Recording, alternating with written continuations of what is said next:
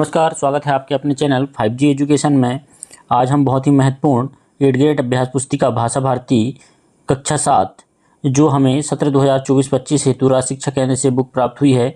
आइए उसके पाठ क्रमांक 3 को मेरी वसीयत को हम देखते हैं। ठीक है, इसमें बहुविकल्पी प्रश्न दिया हुआ है। पहला क्या दिया है, गंगा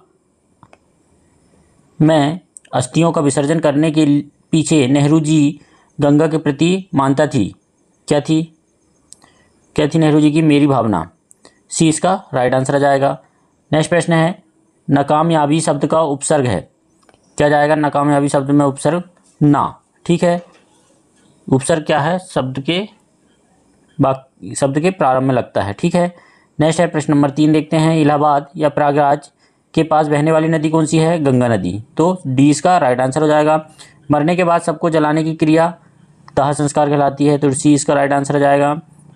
प्रश्न नंबर 5 है, पुराण शब्द में एक प्रत्यय लगाकर बना शब्द है। क्या हो जाएगा? पुराण शब्द में एक प्रत्यय जोड़ देंगे तो पुराणिक, है ना, तो बी इसका राइट आंसर आ जाएगा। ठीक है, नेक्स्ट देखते हैं। नीचे दिए गए शब्दों में से उचित शब्द चुनकर रिक्त स्थानों की पूर्ति कीजिए। ये शब्द दिए हुए हैं। क्या क्या दिया है? जॉन केट्स, इलाहाबाद, अस्थियाँ, पुस्तकें, अधिकार, मुस्कुराती व उछलती, हिमालय, उदास व कालीसी, कार, जवाहरलाल नेहरू। इन शब्दों में से छांट के लिखना है। तो पहला प्रश्न, छठवां प्रश्न क्या दिया है? नेहरू जी ने अपनी खालिस्तान इलाहाबाद भेजने की इच्छा व्यक्त की थी, तो अस्थियाँ इलाहाबाद भेजने की इच्छा व्यक्त की थी। खालिस्तान की चोटियाँ बर्फ से ढकी है, तो हिमालय की चोटियाँ बर्फ से ढकी हैं।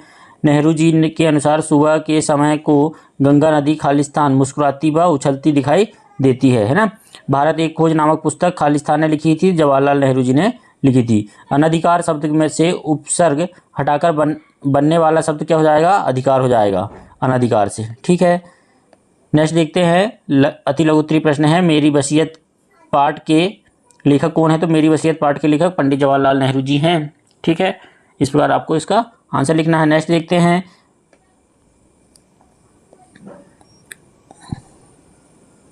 प्रश्न नंबर 12 है।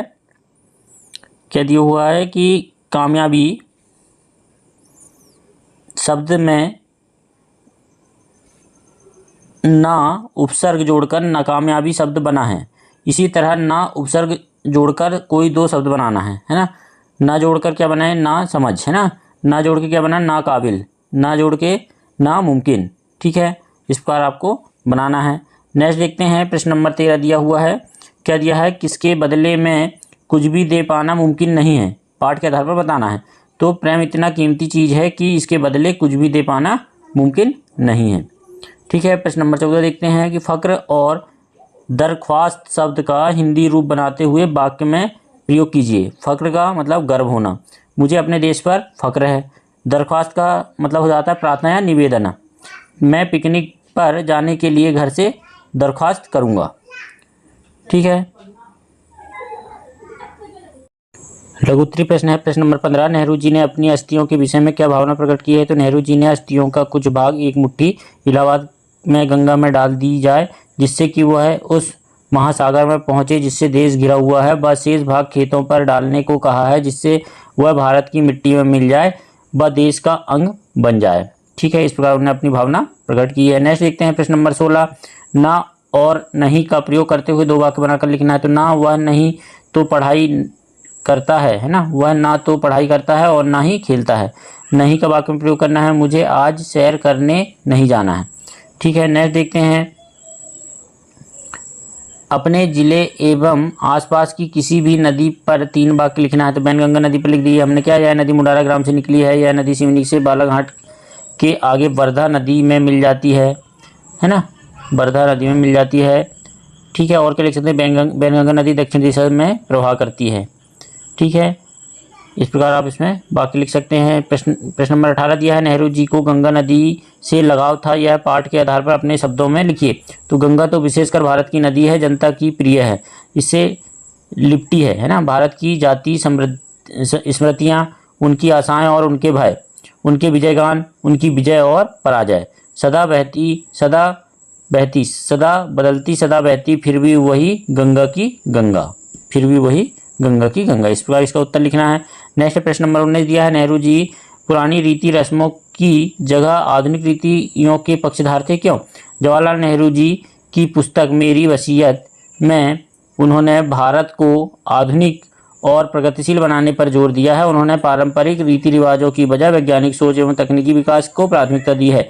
नेहरू जी ने स्वतंत्रता संग्राम के बाद एक मजबूत और समृद्ध राष्ट्र का निर्माण करने के लिए आधुनिक उद्योगों, विज्ञान एवं शिक्षा की आवश्यकता पर बल दिया है। उनका दृष्टिकोण था कि पुरानी प्रथाओं की बजाय नए विचार और तकनीकों को अपनाकर ही भारत को विश्व मंच पर स्थापित किया जा सकता है। इस प्रकार आप इसका उत्तर लिख लेंगे। नेक्स्ट देखते हैं, लास्ट प्रश्न है, किन्हीं दो महापुरुषों के चित्र चपसा कर उनके बारे में 5 वाक्य लिखना है। तो जैसे महात्मा गांधी है ना, ये महात्मा गांधी की हमने फोटो यहाँ पर लगा दी है। इनका जन्म 2 अक्टूबर 1869 को पोरबंदर गुजरात में हुआ था। इनके पिता का नाम करमचंद गांधी था। इनकी माता का नाम पुतलीबाई था। इनकी पत्नी कस्तूरबा गांधी थी।